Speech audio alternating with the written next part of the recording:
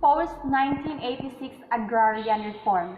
It is said that the overthrow of Marcos and the 1987 Constitution resulted in a renewed interest and attention to agrarian reform, as President Corazon Aquino envisioned agrarian reform to be the centerpiece of her administration's social legislation, which proved difficult because her background betrayed her.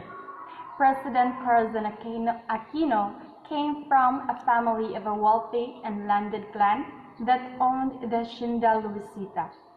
On July 22, 1987, Aquino issued Presidential Proclamation 131 and Executive Order 229, which outlined her land reform program. In 1998, the Congress passed Republic Act No.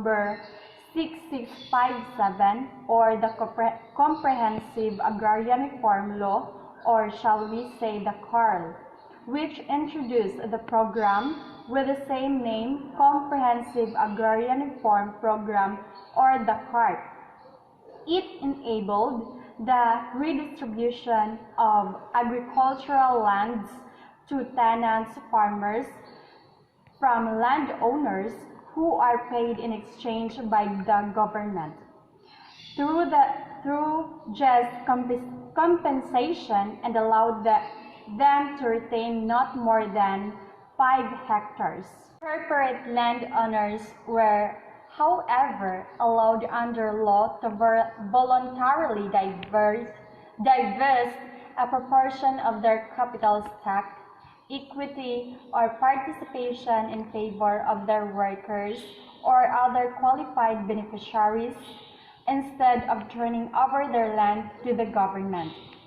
CARP was limited because it accomplished very little during the administration of Aquino.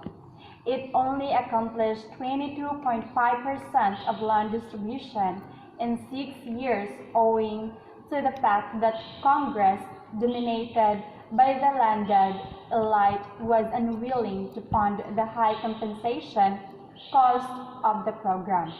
It was also mired in controversy since Aquino seemingly bowed down to the pressure of her relatives by allowing the stock redistribution option. Hacienda Luisita recognized itself into a corporation and distribution stocks to farmers. Under the term of President Ramos, CARP implementation was speeded in order to meet the 10-year time frame despite limitations and constraints in funding, logistics, and participation of involved sectors. By 1996, the Department of Agrarian Reform, or DAR, distributed only 58.25% of the total area target to be covered by the program to another 10 years. CARPER and the future of agrarian reform in the Philippines. So, what is CARPER and the future of agrarian reform in our nation?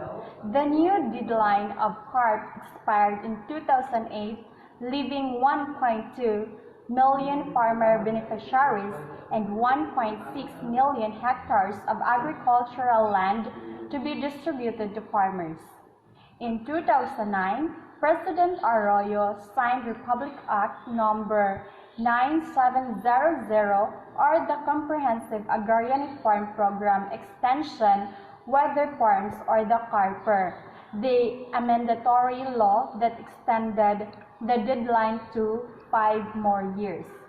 Section 30 of the law also mandates that any case and/or proceeding involving the implementation of the provisions of CARP as amended, which may remain pending on June 30, 2014, shall be allowed to proceed to its finality and executed even beyond such date.